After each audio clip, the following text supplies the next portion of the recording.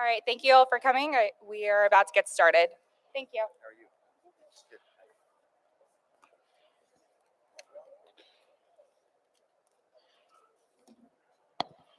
Good morning, everyone. Thank you for coming out on a warm day. Is that better? Oh, you're telling these people to move. Okay. Hi, I'm John Kupal. I'm president of the Howard Jarvis Taxpayers Association. The Howard Jarvis Taxpayers Association was formed by Howard Jarvis, who was the author of Proposition 13, and he formed the Howard Jarvis Taxpayers Association for the specific reason of defending Proposition 13, which is why we are here today. We have a number of legislators here. I know there's a lot of committees going on, so we may have some of them coming in and going out. I hope we can get everybody up here who wants to say a word. We have Senator Roger Nilo here, Assembly Member Janet Wynn, Assembly Member Diane Dixon, Devin Mathis. We also have with us Matthew Hargrove is not here. He's with California Business Properties Association, but they are supportive. We have Peter Block with Caltax, who will spend a moment talking about the impact of ACA 1 would be had it been in effect in the last several years. And we also have Dennis Hull, who has come here representing the Americans for Tax Reform, a Washington, D.C. based tax advocacy group headed by Grover Norquist. Just very briefly, we oppose ACA 1 for the same reason we've opposed all the previous iterations of this bill in the last several legislative sessions. It's a little bit different this time. I think the proponents are trying to capitalize on the issue of homelessness and housing, and so they've wrapped this particular new iteration around those issues. It is a direct attack on Proposition 13, and just by way of background, let's remember that California has some of the highest tax burdens in America, highest income tax rate in America, 13.3%, highest state sales tax rate in America, highest gas tax in America, and even with Proposition 13, California ranks 14th out of 50 states in per capita property tax collections. We are not a low property tax state. The impact of this tax burden has resulted in people moving out of this state, people and businesses in numbers we've never seen before. I would simply note that in this past year, both the state of Iowa and Arizona are on their way to reduce their income tax rates to zero, joining states like Florida and Texas and 6 other states that impose no income tax. That has resulted in significant outmigration out of the state of California. What does ACA 1 do? Well, this is how it damages Proposition 13. It reduces the vote threshold for special taxes from the current two-thirds to only 55%. That's been a part of the state constitution since 1978. Voters have repeatedly ratified and confirmed their support for the two-thirds vote, not only with the passage of Prop 13, but the passage of Prop 218, the Right to Vote on Taxes Act in 1996, and the passage of Proposition 26, which was to deal with the issue of taxes and fees, also ratifying the notion, the importance of the two-thirds vote. ACA 1 does something else that people have ignored, and that is it reduces the two-thirds vote requirement for local bonds to 55%. That two-thirds vote requirement for local bonds repaid only by property owners has been in the state constitution since 1849. The California Constitution has always had that requirement, and this is a dramatic, radical departure from that. The two-thirds vote for local bonds is important because not all voters own property, and so this is of significant concern to us. They claim this is going to be used for infrastructure. I guess one of the points we'd like to make is if infrastructure is so important, why did they not direct the $300 billion in surplus that they said we had last year before that disappeared into a $32 billion shortfall? It's clear that they're looking simply for additional revenue. Make no mistake, ACA 1 is a tax increase. It's an engine to raise taxes over and over again. And quite frankly, it will be used to supplant and free up money that can be used for pensions and other ongoing programs. Also, in kind of a perverse twist, they claim it is for housing. But recall what was going on in the mid 70s with people being taxed out of their homes, which led to the passage of Proposition 13. That was people being driven out of their homes by high taxation, and ACA 1 would simply return us to those days of the mid 70s when people were being taxed out of their homes. Final point, lowering the 2/3 vote for parcel taxes, a special tax, can be used and has been used as a de facto split roll, which is why the business community is in opposition to ACA 1. With that, I will turn it over to Senate Minority Leader Brian Jones. Thank you, John. I appreciate that. It's great to be here this morning with my Senate and Assembly colleagues. And as John pointed out, Californians pay some of the highest taxes in the nation. In addition to already paying some of the highest taxes in the nation, just this year alone, the Sacramento Democrats have proposed $200 billion in new taxes. Just this year, $200 billion in new taxes. ACA 1 aims to make the burden of taxes in California even higher. This measure wrongly chips away at the critical taxpayer protections by making it easier for greedy special interests and politicians to raise taxes at the local level. Part of our fight to fix California is taking a strong stance against measures such as this that continue to set the state backwards. As such, I will strongly be opposing this bill in the Senate and will encourage all of my colleagues to protect the taxpayers and oppose this measure. And I implore on the voters of California to not buy the sham argument of housing and infrastructure to support this bill, and don't give Sacramento politicians any more of your money until they take these problems serious and work to fix California. Thank you very much.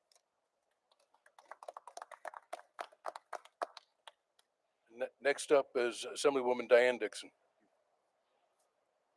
Thank you, John. We are all standing here as the bulwark against more taxes, thanks to the Howard Jarvis Taxpayers Association and CalTax for releasing that news this morning about the tsunami of opportunities by the Democrat supermajority to increase our taxes every which way they look.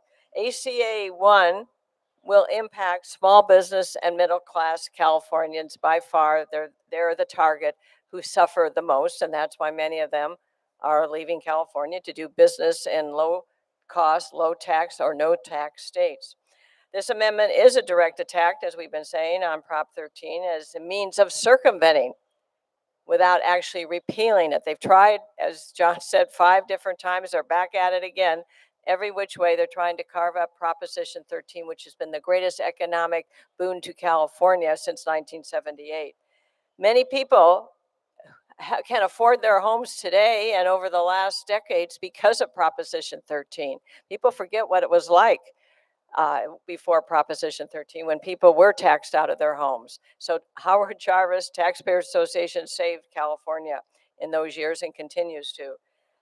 It will, this effects of ACA 1, it sounds good, but will further chip away at the property tax protections that our state has enshrined since 1978.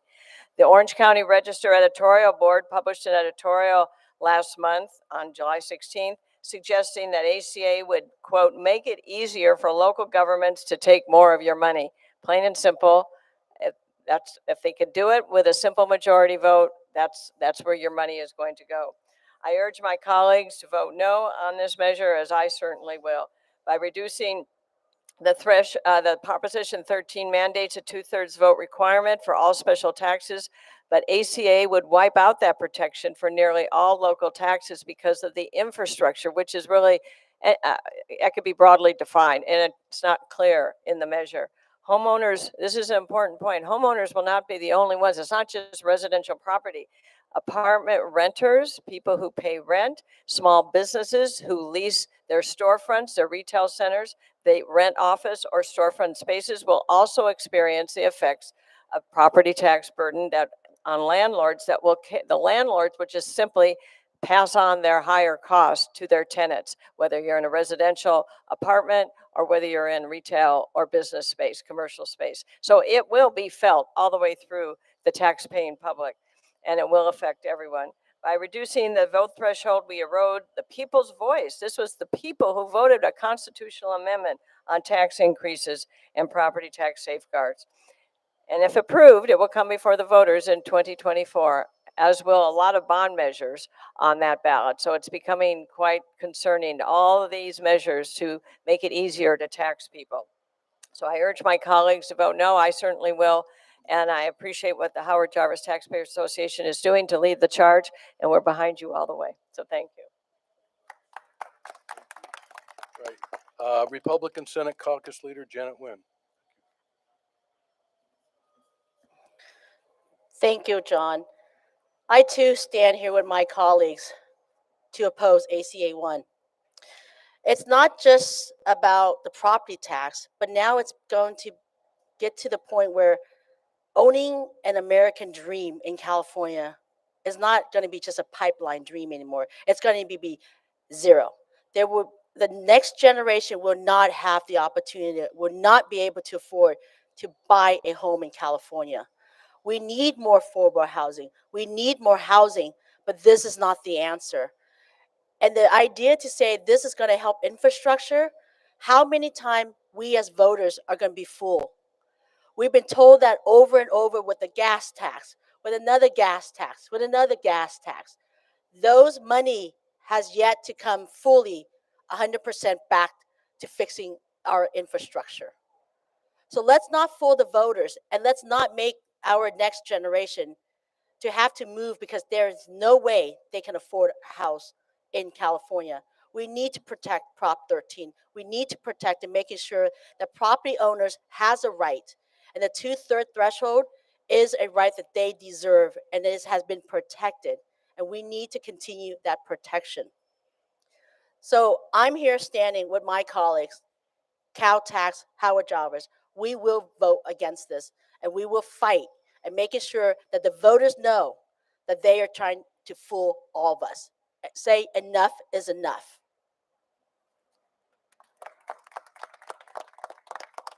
Thank you, Janet.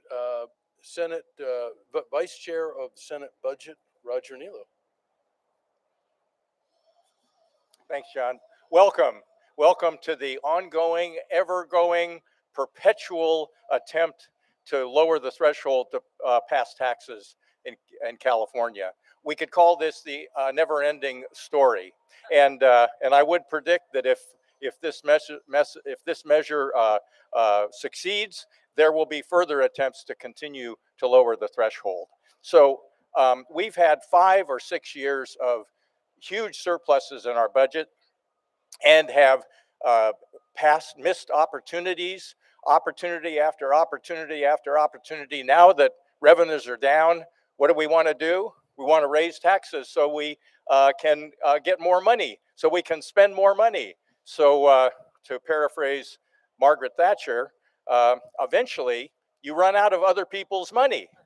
But the majority party doesn't want to do that. They want to continue to borrow it. So my prediction is actually it probably will pass out of the legislature.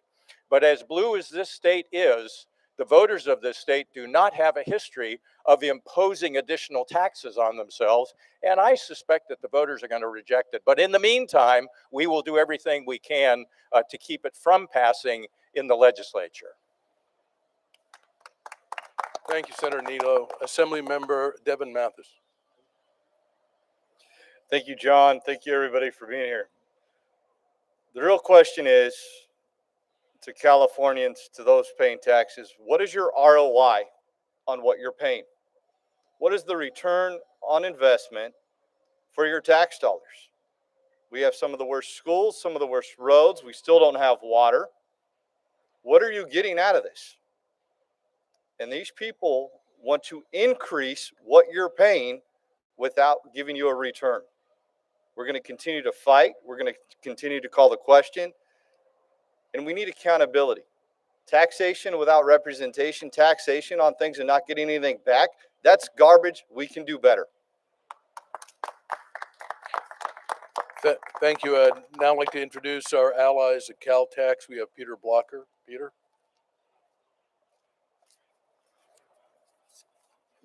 Thank you, John. California Taxpayers Association is leading a coalition of taxpayers and other associations in trying to defeat this measure. While the proponents aim to make housing more affordable, ACA 1 would do the opposite. The two taxes this measure intends to make higher for Californians, sales taxes and property taxes, make building and owning homes less affordable. Higher sales taxes are imposed on building materials and increase the cost of home construction, while property taxes increase the burden of home ownership, making housing less affordable for both homeowners and renters. Proponents of ACA 1 will tell you that the measure is necessary because it is too difficult to pass tax increases in California. When compared to the sales tax rates in the rest of the country, this does not appear to be the case. California's sales tax rates are among the highest in the nation. In LA County, most residents pay a sales tax rate of over 10%.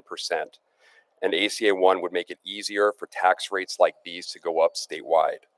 And it's also important to remember that these taxes are regressive, meaning these taxes are not based on a person's ability to pay. And when these taxes fail at the ballot box, the voters rejecting these taxes are often those that can least afford it.